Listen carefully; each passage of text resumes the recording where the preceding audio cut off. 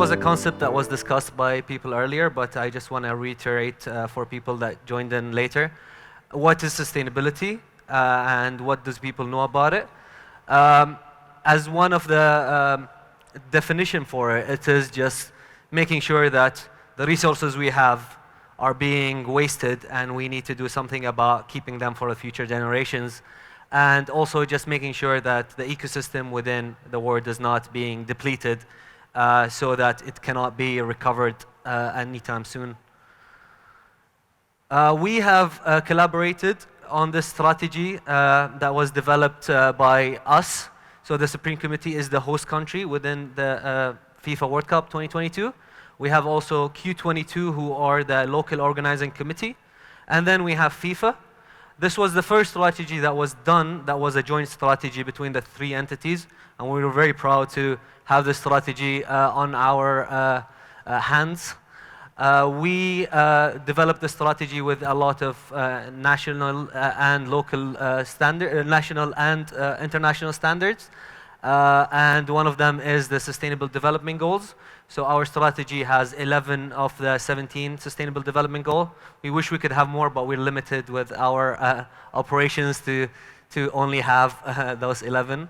And it also has a lot of other major practices and ISO practices around the world that integrate within it.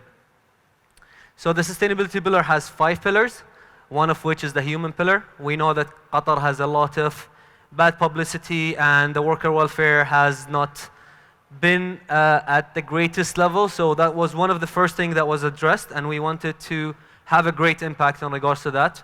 And we built our worker welfare department that ensured that the standards of the workers and all of our stadiums, our sites, every operation that we have will be on a good standard. We also look at workforce development. So this is all the capacity building that we did. We developed a Jasur Institute, and we developed Tamreen, which are programs that do the capacity building for all of the people involved. We also participate in events like this to share with you our experience, hopefully to help for capacity building for everyone that's here. We also looked into youth, and we did our Generation Amazing program, which looks into empowering people using sports. And it's been a great success for the program. They're launching in a few of hubs in the world that have a struggle with youth there to use sport, to give them a platform, to give them opportunity, and to educate them as well. We have our social pillar as well. Our social pillar has a big part about accessibility. We want to ensure all of our stadiums are accessible for everyone. We made sure that at least 1% of our seats are for people of any sort of disability. And we are building all of our other sites to accommodate for that. We have big parts about inclusivity. We want to ensure cultural understanding between all attendees of the tournament.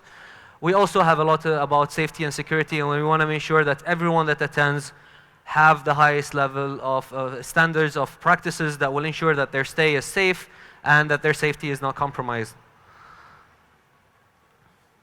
Economical pillar is also one. So we want to make sure that we improve using the World Cup, the local and regional chains.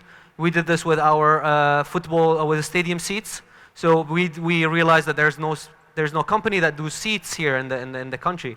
So we went and we built a company in here to supply all the seats, reducing our carbon emissions coming from transporting them, and then improving the local economy in a way. We also built all of our stadiums to be adaptable for any post-use of the tournament. So we ensure that our stadiums can be converted in the future. Legacy plans are not 100%, but hopefully we will ensure that all of the stadiums structure will be functioning for something in the future, whether it's for sports or whether it's for something else. And then we have our governance pillar, because without the commitment of people on a higher level, this wouldn't have been possible. And we ensure that there is a higher level of people ensuring that all of this is being done. We have a lot of standards for transparency, accountability, bribery compliance, and all of these are international standards that we have, that we comply with within our work. And then we have sustainable procurement, which has been a successful implementation of our pillar in all of our procurements. So we developed something called the Sustainable Sourcing Code, and we integrate this within all of our procurements. And it covers all area of the strategy. So, for example, when we build something, we want to ensure people's life are not compromised. So when people who we're procuring this from are not doing any unethical practices in regards to that, we want to ensure that these items that we get or we procure doesn't harm the environment, and we want to ensure that economically they're feasible for the region, so they cover all areas of the strategy, and we've integrated that within many of our procurements so far. I left the environmental pillar towards the end because it's one of which is relevant to this talk. We have 5 major topics within it. So sustainable building is something I would like to get into a lot because I come from a sustainable and green building certificate background, but my colleague will be talking about it in specifics on Monday. We have things about our emissions, we have about our air quality, we have our waste, and then water produce. So as mentioned, for our sustainable buildings, we have 3 certifications for all of the stadiums for design, operation, and construction. We also ensure that all of other sites are developed without harming the environment.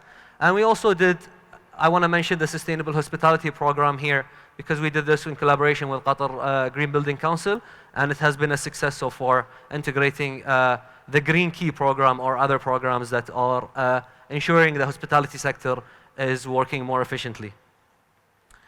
Our greenhouse gas emissions, we have developed an initiative for our carbon and what's called so we have what's called a carbon neutral tournament. So all of our carbon will be measured and all of the emissions will be measured. We will also work in mitigating where those is possible, and that can be part of our sustainable buildings and others. And then eventually whatever we have left, because we'll still have a surplus from this tournament, we will offset by investing in green projects locally, regionally, and across the world.